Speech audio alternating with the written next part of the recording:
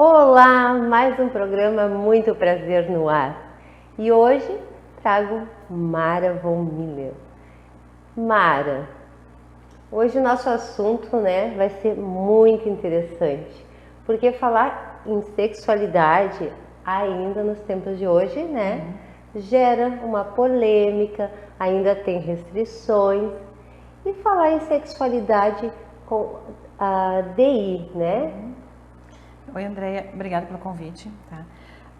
Essa temática realmente é bem importante e a gente percebe, que a gente fala, existe toda aquela questão do preconceito e tabus já relacionados a uma sexualidade, e quando se coloca então em contato com pessoas que têm DI, que é a deficiência intelectual, isso potencializa, porque muitas vezes existe um entendimento, tanto de pais quanto professores, enfim, cuidadores, de que uma pessoa com uma deficiência intelectual, ela teria que ser ou assexuada, então não ter nenhuma necessidade de sexo, ou então ter uma sexualidade exacerbada, ou seja, aquela pessoa que tem uma necessidade de sexo muito grande e que não consegue ter o controle sobre aquilo.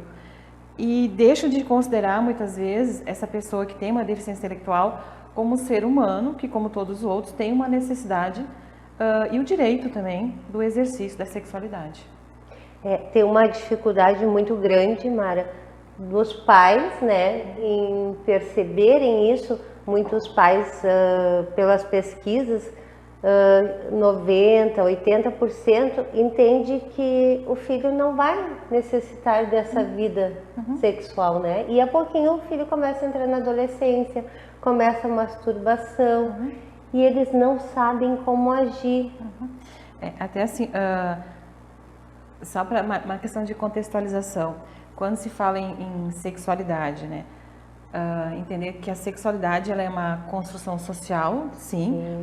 Porque ela depende muito, o exercício da sexualidade e a forma como as pessoas exercem, depende do contexto social, porque em algumas culturas isto é certo, na outra cultura é errado, e é nem sempre culturas de país, mas várias culturas familiares, Sim, daquilo que a gente passa para os filhos da gente como certo e errado, isso quando a gente passa alguma coisa nesse sentido para os filhos, Então, assim, entender que é uma construção social e que a base da sexualidade está nas potencialidades do corpo, aquilo que o meu corpo pode oferecer ou pode receber em termos de sexualidade. Está ligado diretamente ao corpo, certo? Perfeito. Mas não somente ao corpo, porque às vezes as pessoas podem ter uma impressão de que sexualidade está ligada com a genitália, com os órgãos genitais, que isso, o ato sexual, a penetração sexual. Sim. Enquanto que está envolvido com o carinho, com o toque, com o beijo, com o namoro, aquelas coisas todas de uma intimidade sexual. Bom, e essa sexualidade, ela tem um peso e um sentido diferente de uma pessoa para outra, Andréia? Com certeza. A importância que tu podes dar é uma, que eu posso dar é outra, que meu filho pode dar é outra, vai depender muito da pessoa. Então, quando se generaliza alguém que tem um diagnóstico, uma deficiência intelectual, como pessoas que têm X necessidades de exercício de sexualidade, ou que não tem, ou que tem demais, isso já está errado, porque cada pessoa é diferente e tem necessidades diferentes. Perfeito. Bom, e tudo isso é modelado pelo contexto, Então, do certo e errado, do que se pode, do que não pode, do que uma menina pode, do que não pode. Ainda tem muito isso, embora se tenha muito hoje mais a liberdade sexual, que a gente sabe, mas ainda tem muitos tabus e muitas diferenças do que o homem pode tal coisa, a menina não pode. A menina não pode. E quando se torna uma questão de deficiência intelectual, isso também se potencializa. Bom, por que é importante falar sobre a sexualidade na deficiência intelectual? Porque ela ajuda na formação da identidade, O exercício da sexualidade faz parte da formação da identidade. E nem sempre está ligada à questão, que a gente falou assim, biológica, genital. Porque nem sempre tu pode ter um corpo feminino, uma genitália feminina, mas exatamente, não tem uma relação direta quanto a isso. Pode ter, mas não que tenha que ter. Bom, então, uma adolescente, uma criança, enfim, um adulto, que tem uma deficiência intelectual, que tem esse diagnóstico, que pode ser leve, moderada, severa, profunda, depende do grau, ele tem essa necessidade também do exercício da sexualidade, porque é do ser humano isso. O relacionar-se, Isso. Viver um relacionamento, Isso. andar de mão dada, abraçar, que nem tu falou, o beijo, só que os pais, eles têm impressão do que eles vão ser para sempre crianças, né? É justamente que como eles têm uma questão cognitiva, que geralmente é bem abaixo da idade, se fala que a idade mental, assim, a pessoa tem 18 anos, 20 anos, mas tem uma idade mental de 5, 6 anos. Sim. Então, a tendência é imaginar de que vai se manter por 5, 6 anos e não vai ter essa necessidade. Só que isso é nível de cognição, Sim. é a nível de inteligência. A deficiência intelectual está ligada a nível de inteligência e não às necessidades do corpo.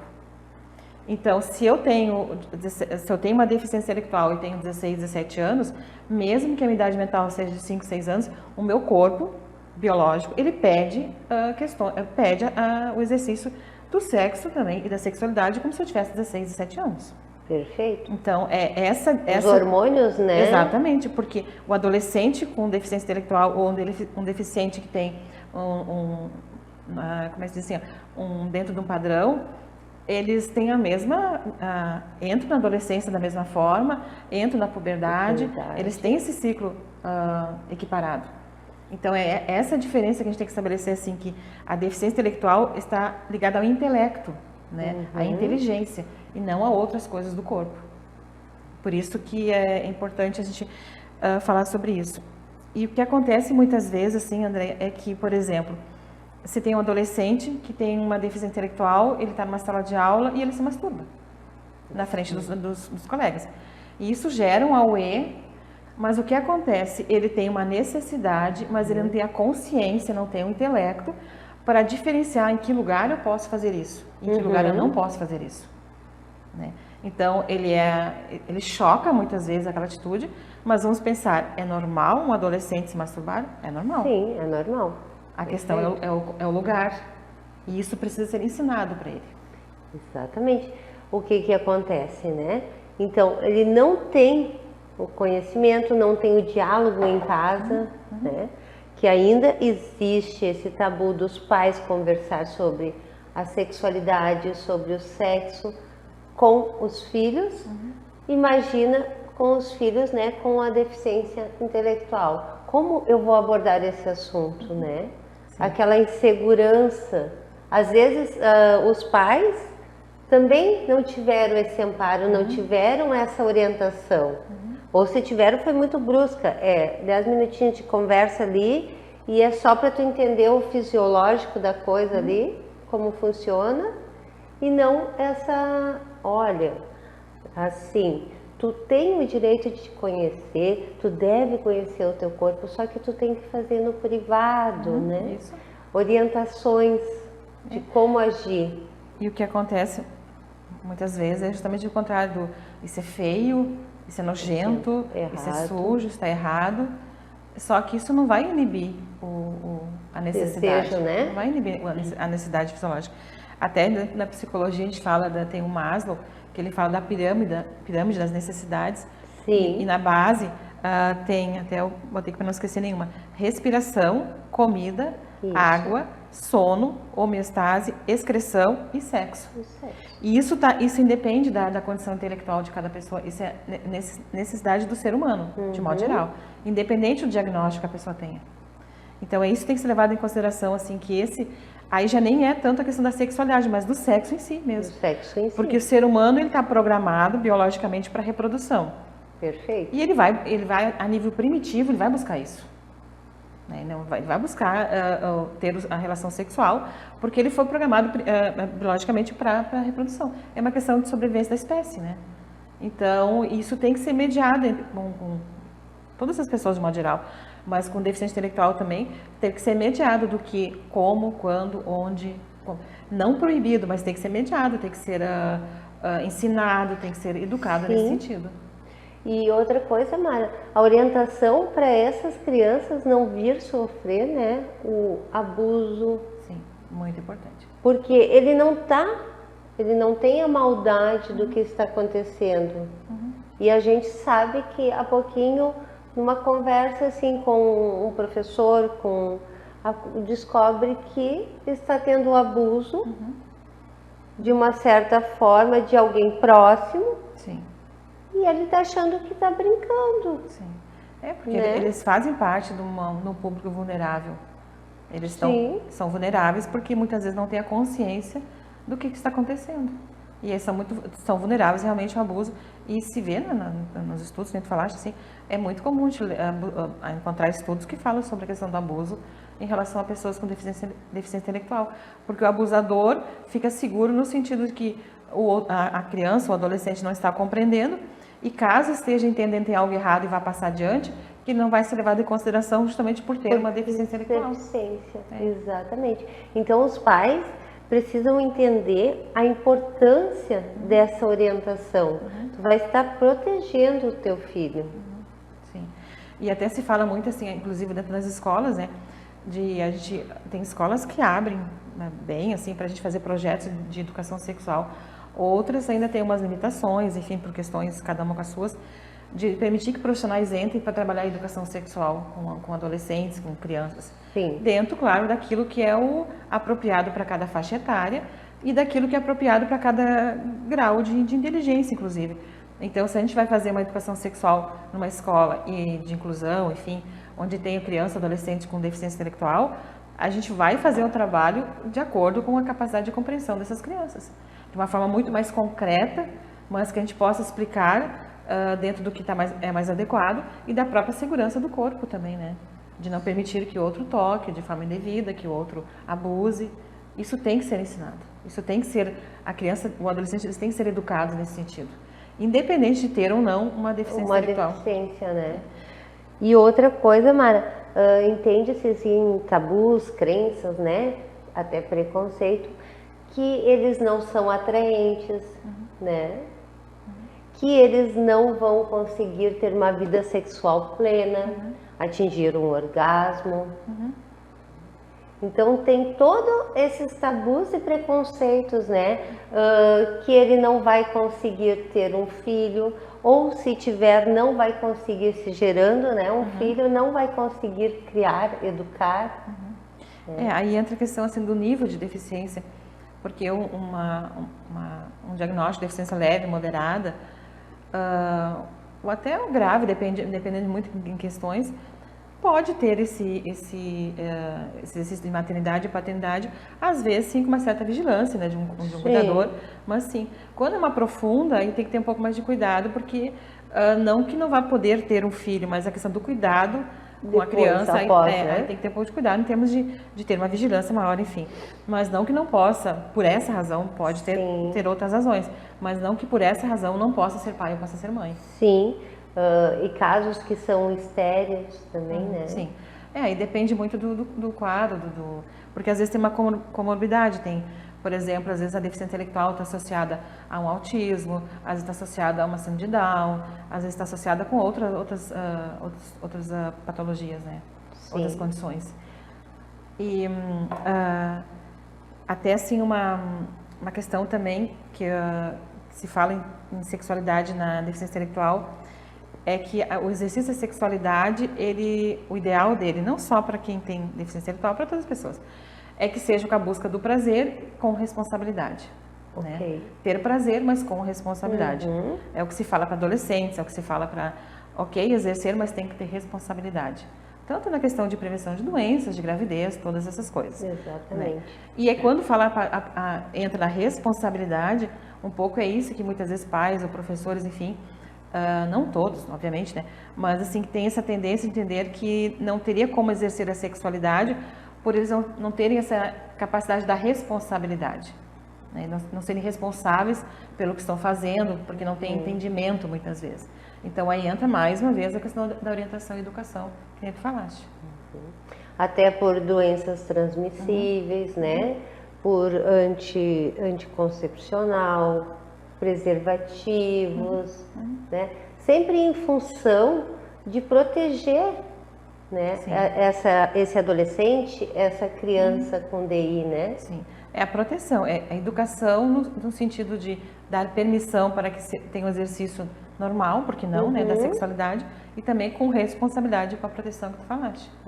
Eu vi que tem fundações que fazem até assim teatros com eles mesmos, ensinando, né, até responsabilidade pelo relacionamento, entendeu? que não é só sexo, né? É o relacionamento, é o toque, é o carinho, O respeito com o o corpo do outro. respeito um Isso. pelo outro, O- o não quero ser tocado, ok, Existe vou isso, respeitar. Entender até onde o outro dá permissão. E a gente falasse o teatro, o que é o teatro? O que ele facilita o entendimento?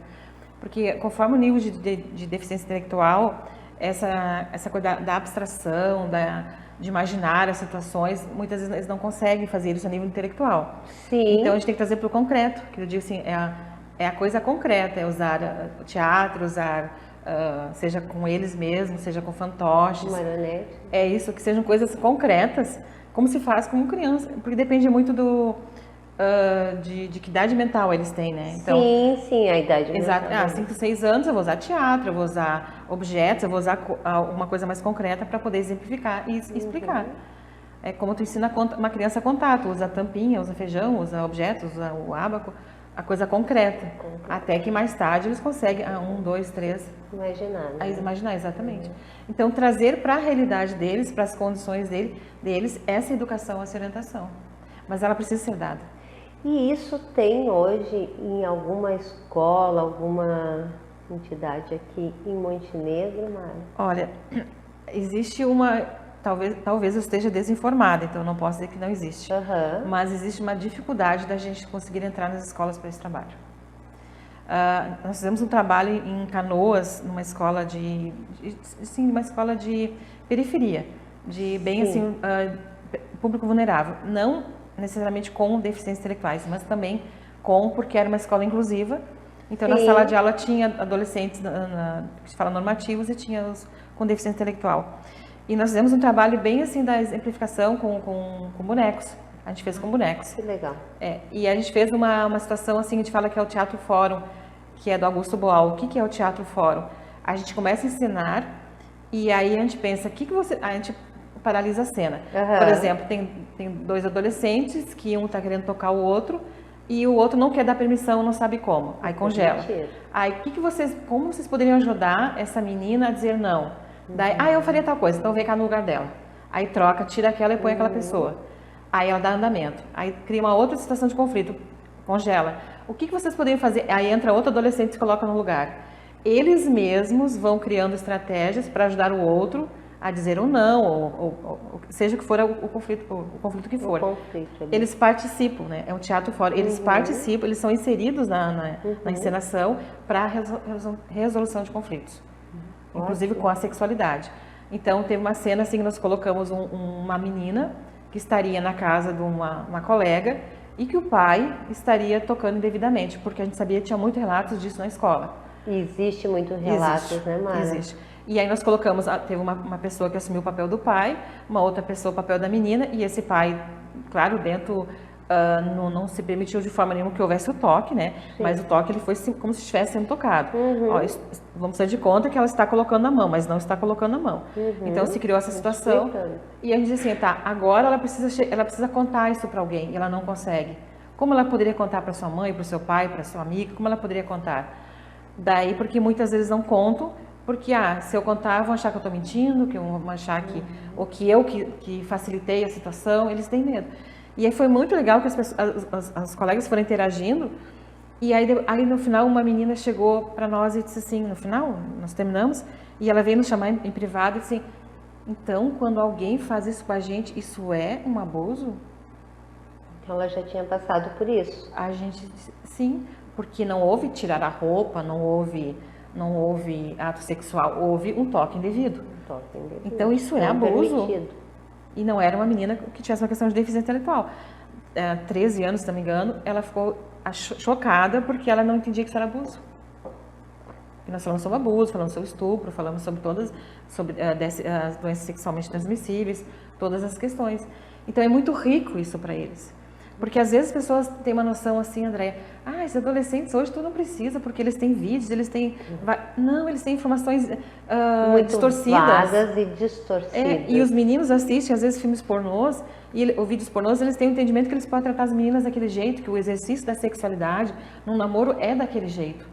E não é, a gente sabe que não é. Não então, tem que desconstruir um pouco algumas coisas e alinhar o entendimento que eles têm, ver o que eles sabem sobre tudo isso, isso independente de ter uma deficiência intelectual ou não, e alinhar isso de acordo do que é o respeito com o outro, o cuidado com o outro e consigo mesmo também. Eu acho que tem uma carência muito grande nessa área da sexualidade, né, com os adolescentes. Tem muito grande, grande mesmo. E a gente tem, assim, eu digo, Montenegro, profissionais da psicologia, enfim, da psicopedagogia também, que a gente poderia formar grupos e fazer trabalhos nas escolas. Eu sempre digo, isso não vai ter custo para as escolas, porque muitos de nós, a gente se coloca à disposição para fazer trabalhos voluntários nesse sentido. A gente vai nas escolas e faz esse trabalho com adolescentes, faz eventualmente 2, 3 oficinas.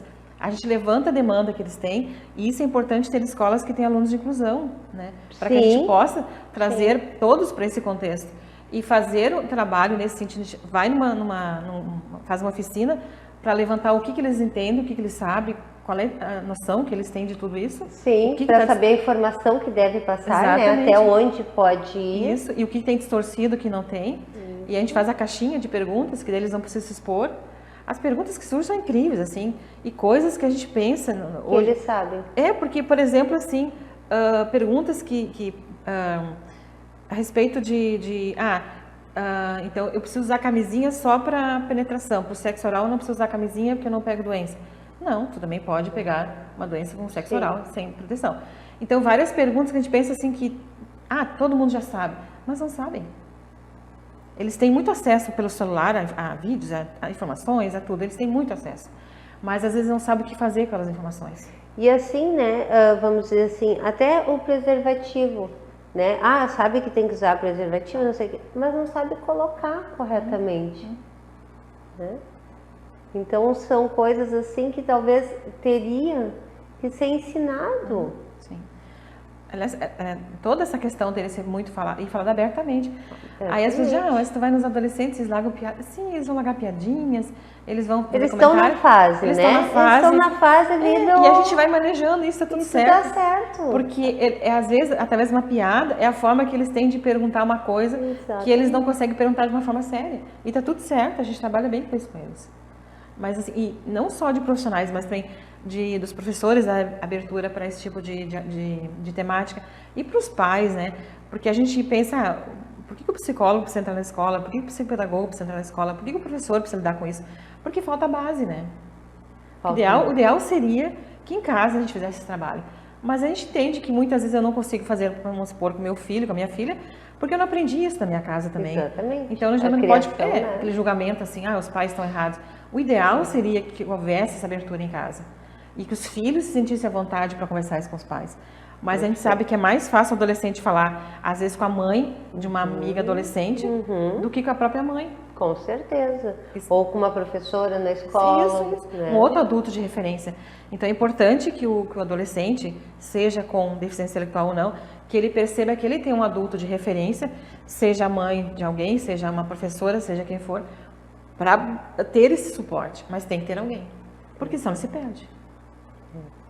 E fica, né, à mercê de pessoas de má índole. Exatamente. Isso a gente...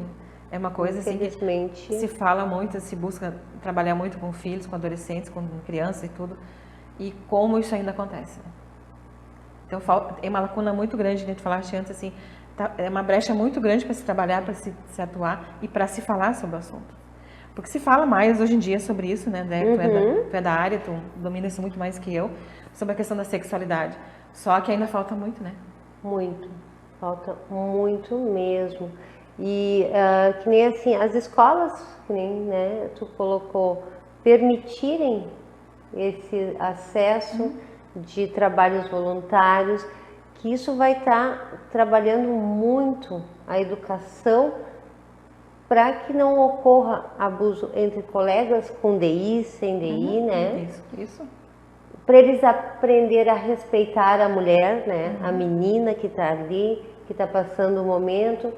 E os meninos também aprenderem a se respeitar entre homens, né? Sim. A gente sabe que é aquela fase da brincadeira boba e tal, mas eles vão entender, com certeza, que aquele é um momento ali de aprendizado. Né? Sim. É que possam ter, que nem se fala, o exercício da sexualidade e do sexo em si também, da busca do prazer, que é normal do ser humano, mas com responsabilidade. Porque não é negar o direito de exercer a sexualidade e nem o sexo, mas que ele seja feito com responsabilidade, que é a palavra mágica para isso tudo, né? Responsabilidade.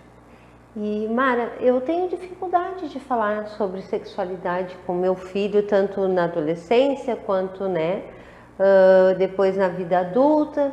E o que eu faço? Procuro alguém especializado na área que vai poder ou ajudar vocês dois, né, a melhorar o relacionamento, ou ajudar. Eu não quero, né, Mara, vou deixar ele contigo e vocês conversam. Então, procurem ajuda. Sim, porque muitas vezes o filho ou a filha não consegue sentir a vontade para falar com os pais, porque existe, é natural, vamos por exemplo, existe uma questão dos pais, de modo geral, tenderem assim a postergar o máximo possível o início da vida sexual dos filhos, né? Mais das filhas, né? Mais das filhas do que dos filhos dos meninos. Então, muitas vezes a menina não se sente à vontade para falar com a sua mãe e com o seu pai, imagina, com o pai muito menos, sobre isso. Justamente porque eles tendem a querer, não, mas não é o momento, espera mais um pouco. Não que não possa dizer isso, mas ouve primeiro o que o filho tem a dizer, enfim. Mas se não houver essa abertura, realmente de buscar uma ajuda profissional para isso. Exatamente. Uma orientação. E quantas escolas, eu digo assim, as escolas nem sempre precisam esperar que a gente ofereça. Quem sentir uma necessidade, alguma escola que sinta necessidade, que queira esse trabalho, entrar em contato com a gente, porque a gente junta um grupo de pessoas, seja de psicólogos, psicopedagogos, pessoas que trabalham com orientação sexual, educação sexual, e a gente, oferece algum trabalho nesse sentido, 2, 3 oficinas para esclarecer alguns pontos. Porque às vezes a escola eu comecei a observar uma demanda, assim, por exemplo, de aquela pegação na hora do recreio, no intervalo, ou nos banheiros, alguma coisa brincadeiras, né? Ou até de encontrar pessoas nos banheiros, enfim. Então, trazer isso para a gente poder fazer um trabalho, dar essa abertura para fazer um trabalho. A gente vai resolver o problema, não é essa questão, mas a gente vai dar um direcionamento, né? A gente vai dar uma orientação, dar uma referência. Com certeza, e com maior boa vontade, sim, né, Mara? Sim. De poder estar sempre auxiliando, né? Tanto pais, professores e as crianças, porque elas estão ali, elas estão perdidas, né? Sim. É muito hormônio, muitos questionamentos, a insegurança do menino em conversar com o pai eu também noto muito. Eu tenho 2 meninos e a insegurança de chegar e conversar e questionar, porque acha, o meu pai, eu não posso falar sobre isso. E o pai com medo de abordar também o assunto precocemente. Isso. Né? Mas realmente o menino é mais estimulado, né? Sim, a iniciação na vida sexual do que a menina. E em questão de deficiência intelectual, então entender que são adolescentes, adultos, enfim, crianças, que têm uma necessidade do exercício da sexualidade e que vai chegar um momento que vão ter uma necessidade do ato sexual. E isso tem que ser orientado justamente para que eles tenham uma noção de como e quando e com quem, porque se eles não têm um intelecto para fazer essa diferenciação, eles vão agir de forma primitiva, né? E ser permitido por eles, né? Sim. Não ser uma coisa assim proibida, errada, né? Então, fica a nossa mensagem aí, né? E temos profissionais de qualidade,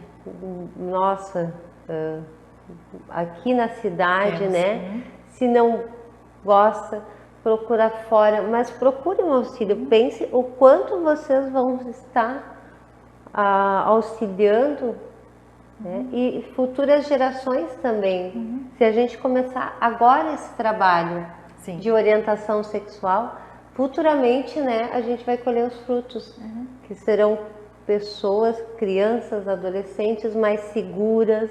Exatamente. Mais protegidas, né? Mais protegidas, com certeza. Né? Então, até o próximo programa. Muito prazer. Muito obrigada, Mara. Obrigada, Andréia.